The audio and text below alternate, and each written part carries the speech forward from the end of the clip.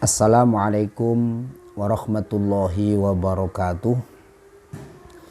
Bismillahirrahmanirrahim. Alhamdulillahirabbil alamin. Wa bihi nasta'inu ala umurid dunya waddin. Wassalatu wassalamu ala asyrafil mursalin sayyidina wa maulana Muhammadi wa ala alihi wa sahbihi ajma'in. Amma ba'd.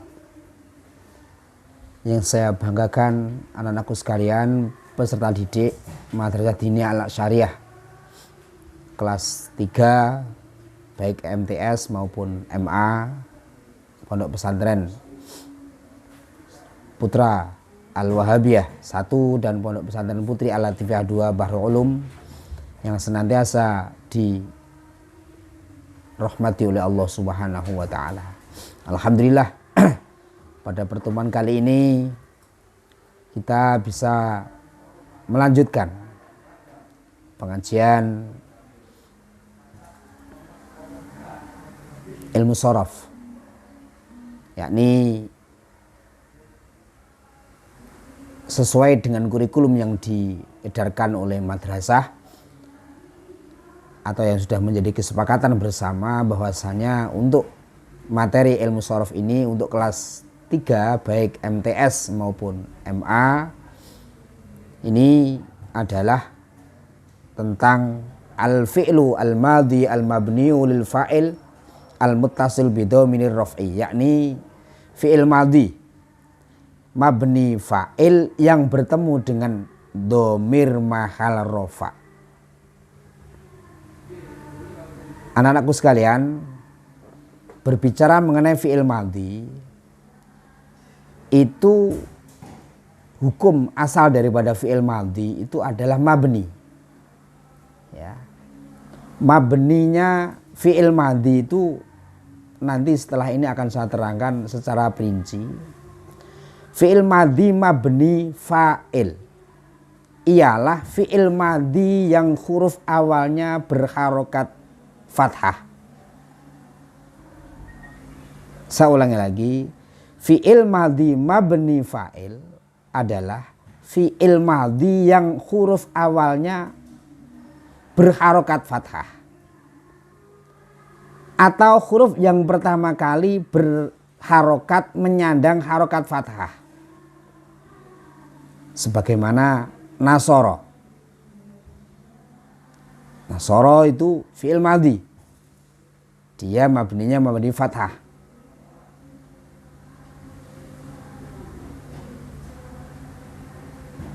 Itu yang pertama yang harus dipahami.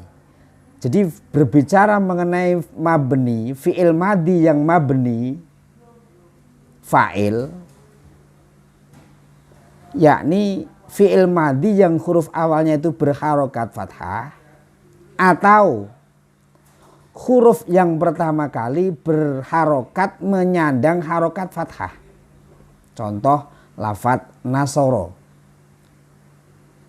Nasoro itu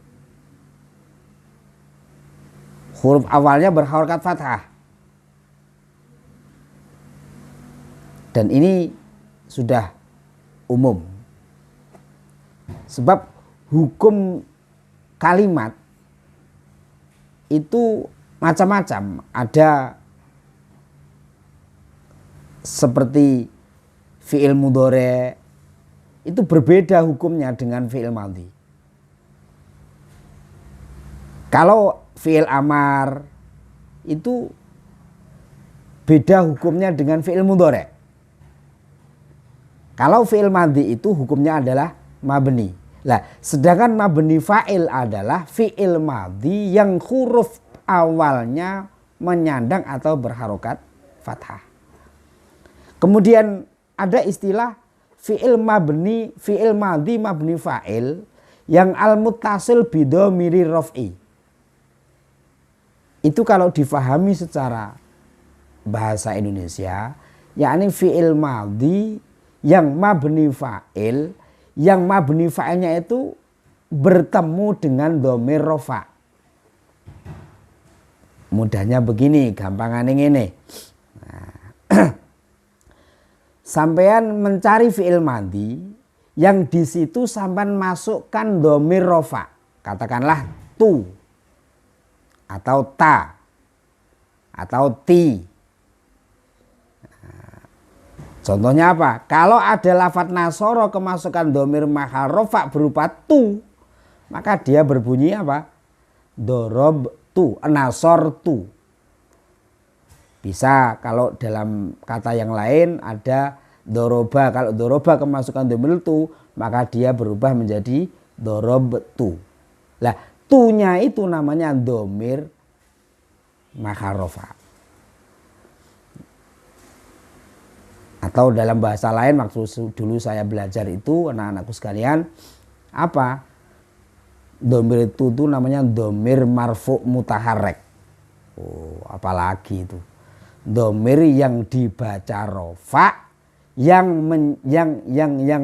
menyandang harokat.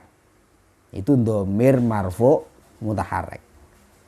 Nah, kalau di sini itu sederhana, yakni domir rofa gitu aja, enggak apa-apa. Tidak apa-apa. Yakni kata dorobtu.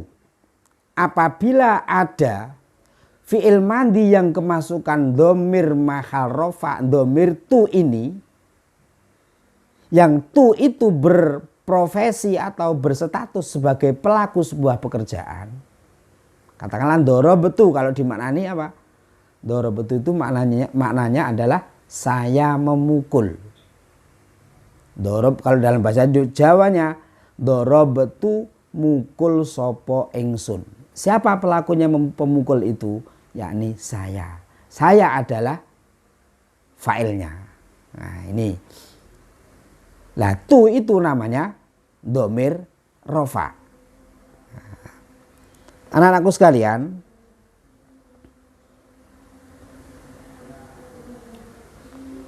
berbicara mengenai fi'il madhi di dalam bab ini itu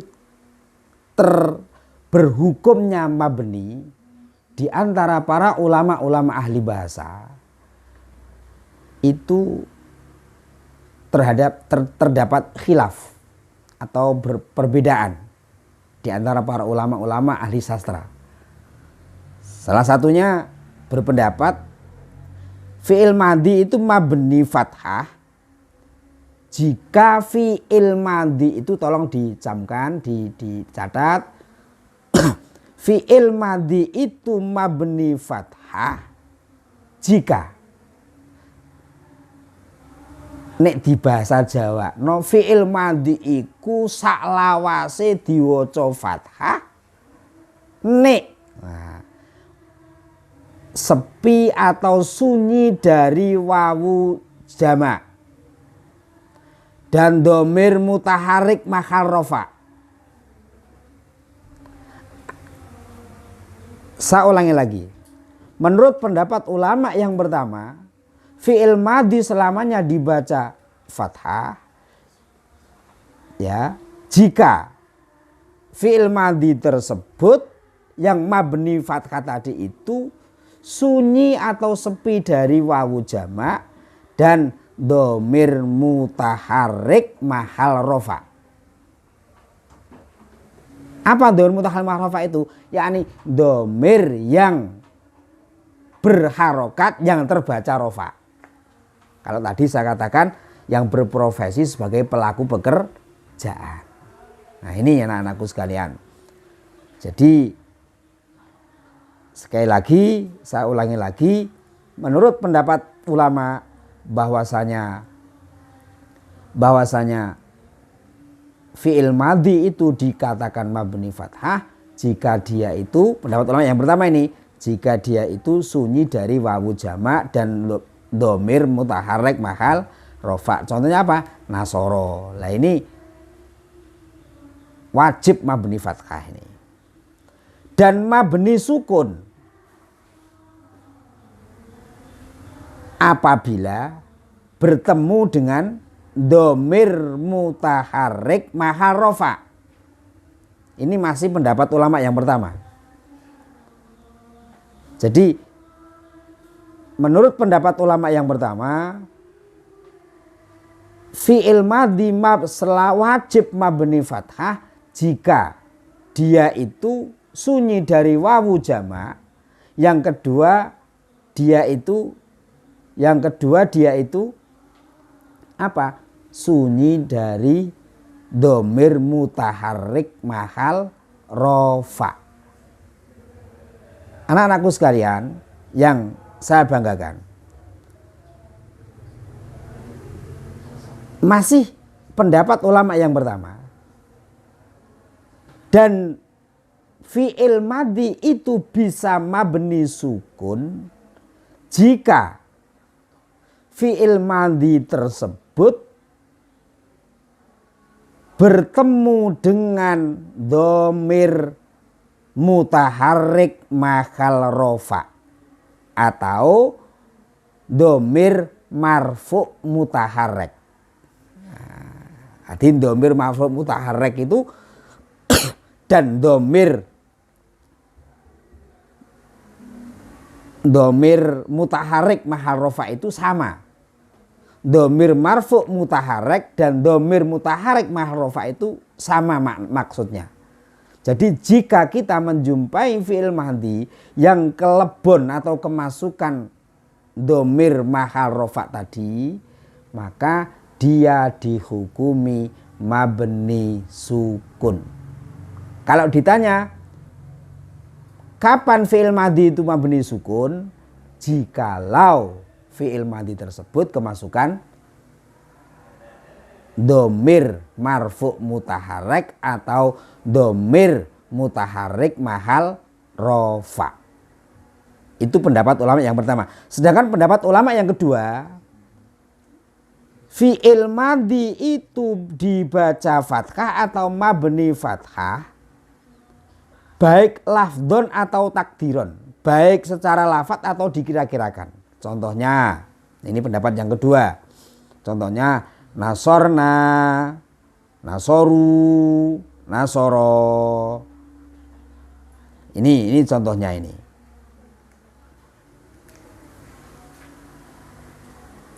Jadi secara lafadz, menurut pendapat yang kedua, pendapat ulama ahli sastra Arab yang kedua ini, dia dibaca fathah atau mabni fathah baik secara lafadz maupun takdiron.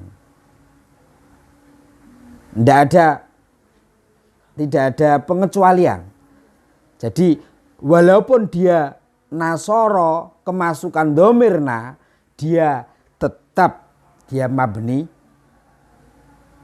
fathah. Beda dengan pendapat ulama yang kedua, ulama yang pertama tadi. Kalau pendapat ulama yang pertama, lafadz nasoro jika kemasukan domir na atau domir tu, domir ti, domir lainnya, domir tuna dan sebagainya, itu wajib disukun, mabni sukun. Tapi kalau menurut pendapat ulama yang kedua ini, ulama ahli bahasa ini, yakni tidak ada masalah, tetap dia dibaca rawat, tetap dia wajib dibaca fathah. Cuma fathah yang takdiron kalau nasorna itu. Nasoru pun begitu, dia tetap dibaca fathah tapi secara takdiron. Dia nasoro, dia dibaca fathah tapi secara takdiron. Nah, kalau yang pertama tadi itu hanya dibacanya fathah itu secara lafdon. Nah, ini bedanya. Jadi menurut pendapat ulama yang kedua, kalau nasoro itu dia itu mabni fathah, tapi kalau nasortu dia itu bukan mabni fathah secara takdiron, tapi dia mabni sukun. Nah, ini bedanya dengan ulama yang kedua. Jadi ulama yang kedua ini lafadz nasorna, lafadz nasoru, lafadz nasoro ini adalah bermabnikan mabni fathah, baik itu lafdon maupun takdiron. Dan menurut ulama yang ketiga, fi'il madhi itu mabni fathah dan sukun. Fi'il madhi itu bisa mabni fathah, fi'il madhi itu bisa mabni sukun.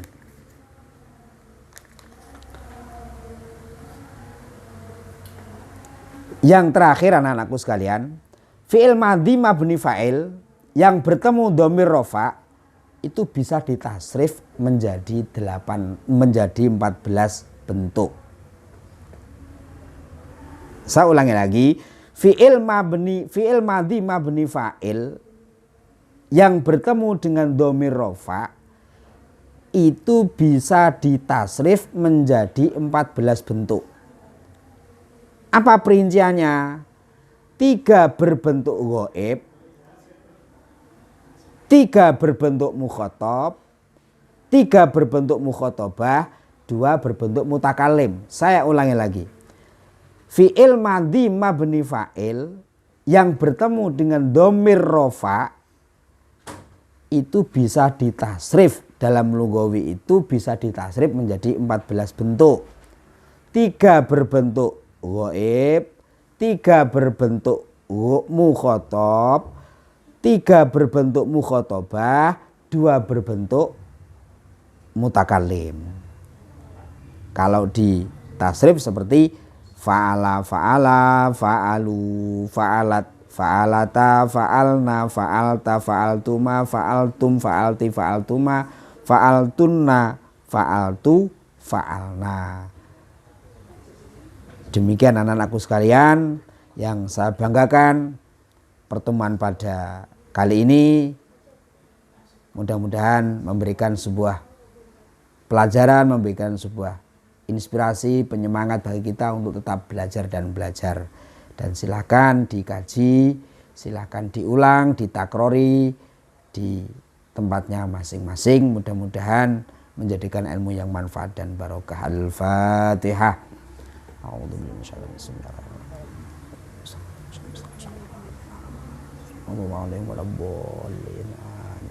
Kurang lebihnya mohon maaf. Wassalamualaikum warahmatullahi wabarakatuh.